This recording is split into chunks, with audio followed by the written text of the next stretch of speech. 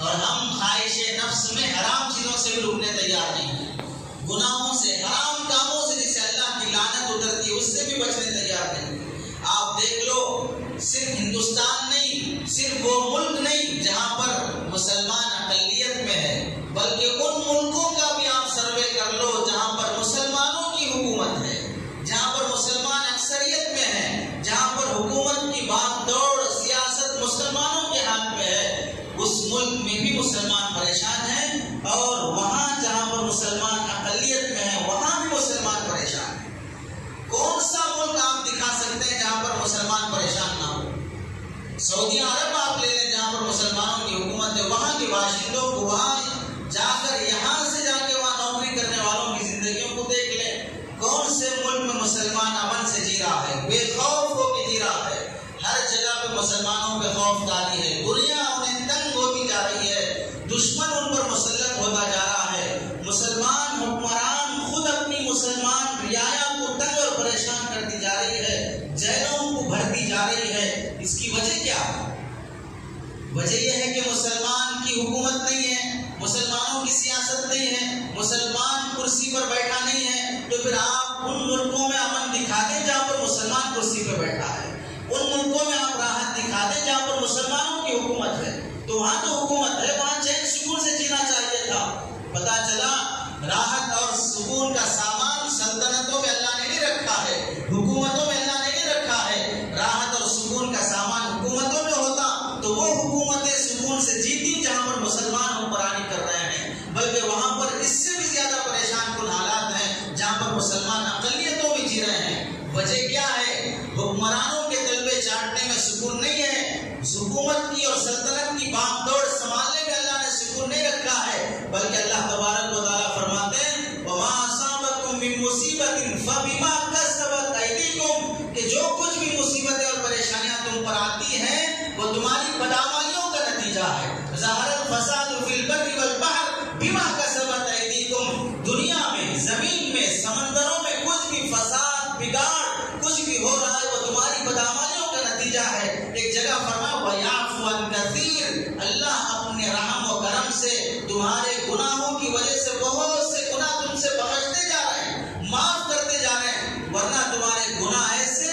کہ رات میں تمہاری ہونے والی عیاشیاں، تمہارے ہونے والے گندے فلم، تمہارے ہونے والے گندے تعلقات، دکانوں پر تمہارا حرام لوٹنا، سود پر اپنی زندگی گزارنا، ناجائز تعلقات پر اپنی زندگیاں گزارنا، بیوی ہونے کے باوجود بھی رکھیلوں کے پاس، طوائف کے پاس اپنی زندگیاں گزارنا، یہ سب تمہارے وہ کام ہیں جو پچھلی قوموں میں ان قوموں کو ان کی انہی حرکتوں کی وجہ سے ہلاک کر دیا گیا، ان پر پتھروں کی بارش، ان پر آگ کی بارش، ان پر فرشتوں کے کوڑے مسلط کر دیے گئے تمہارے انہی گناہوں کی وجہ سے۔ اور آج یہی مسلم طبقہ پچھلی قوموں نے جو گناہ کیے تھے، نام تول میں کمی حضرت شعیب علیہ السلام کی قوم نے کیا، آج کون سا مسلمان کی دکان ایسی ہے الا ماشاء اللہ جو نام تول میں کمی نہ کرتا ہو، رنڈی نہ مارتا ہو، دھوکہ نہ دیتا ہو، جھوٹ بول کے نہ کماتا ہو، انہی کاروباری حرکتوں کی وجہ سے اللہ نے پچھلی قوموں کو ہلاک کیا تھا۔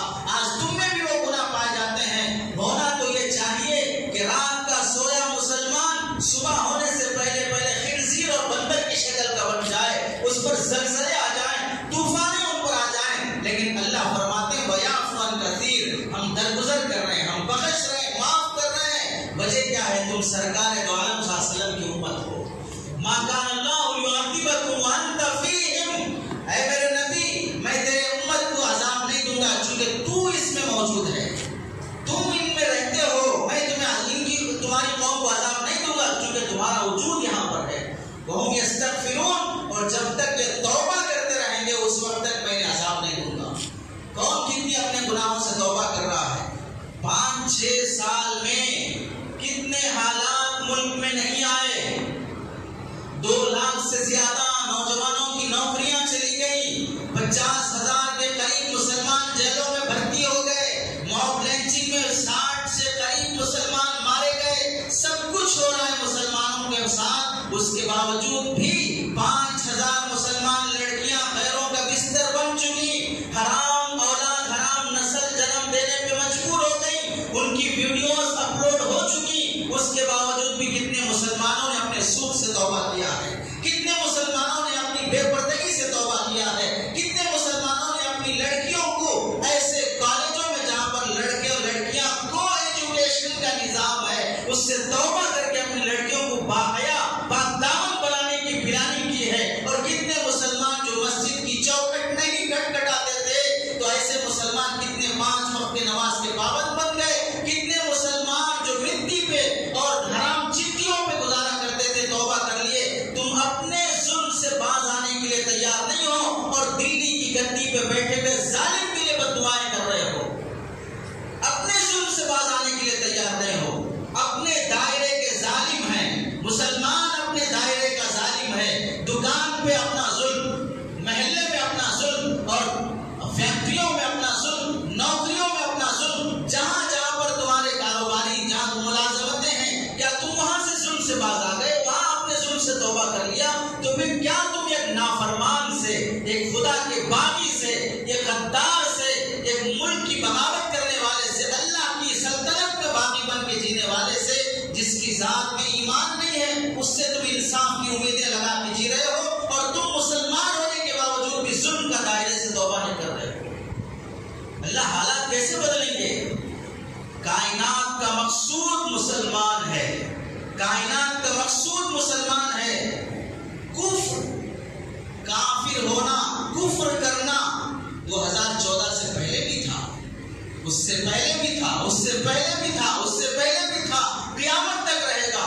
قیامت نافرمانوں اور کافروں پر آئے گی، اولیاء سب کے سب اٹھا لیے جائیں گے، نیک لوگ وفات پا جائیں گے، نیک لوگوں پہ قیامت نہیں آئے گی، قیامت آنے سے پہلے پہلے نیک لوگ دنیا سے ختم ہوتے جائیں گے۔ آپ دیکھ لو ہر مسلک کے جو نیک لوگ شمار ہوتے تھے تقریباً وہ نیک لوگ ختم ہوتے جا رہے ہیں، اور جو باقی ہیں ہماری عوام انہیں نیک سمجھنے تیار نہیں ہے، انہیں نیک ماننے تیار نہیں ہے۔ جب تک ہمارے نزدیک کوئی مرے گا نہیں اس وقت تک ولی نہیں بنے گا۔ زندگی میں ہم ولایت کے قائل نہیں ہیں، کوئی فلاں بزرگ ہیں، فلاں اللہ والے ہیں، ان کے پاس جاؤ، بیٹھو، ان سے اپنے حالات سناؤ، اپنی اصلاح کرو، تو ان کو اللہ والا نہیں سمجھتے ہیں۔ وہ مرنے کے بعد جب ان کے واقعات آئیں گے، ان کی کرامتیں آئیں گی، ان پر کوئی کتاب لکھی جائے گی، پھر کہیں گے ہاں بڑے اللہ والے تھے، اب اس پر ایک مزار بناؤ، اس کی ایک درگاہ بناؤ، اس پہ فلاں پھیرے دو اور اس پہ چادر چڑھاؤ، فلاں کرو، منتیں مرادیں مانو۔ موت کے بعد استفادے کا سلسلہ شروع کریں گے، مرنے تک تو کوئی ولی نہیں بنتا ہے۔ ولایت بھی ہماری موت پر موقوف رکھے ہیں ہم لوگوں نے۔ تو اللہ تبارک و تعالیٰ ظلم سے باز آنے پر ہی حالات درست فرمائیں گے۔ ظہر الفساد فی البر والبحر بما کسبت ایدیکم، تمہارے گناہوں کی نوسط ہے۔ ورنہ بتاؤ جنگل میں رہنے والے درندے ان کا کیا قصور ہے، ہواؤں میں اڑنے والے پرندے ان کا کیا قصور ہے، سمندر میں رہنے والی مچھلیاں ان کا کیا قصور ہے؟ ان پر اللہ تعالیٰ، ان کی وجہ سے اللہ دنیا چلا رہے ہیں۔ سورج کا نظام، چاند کا نظام، زمین آسمان کا نظام اللہ تبارک و تعالیٰ درندوں، چرندوں، پرندوں کی وجہ سے چلا رہے ہیں؟ نہیں، ہرگز نہیں۔ ان کو روزی اللہ تعالیٰ ہماری وجہ سے دے رہے ہیں، مسلمان کی وجہ سے دے رہے ہیں۔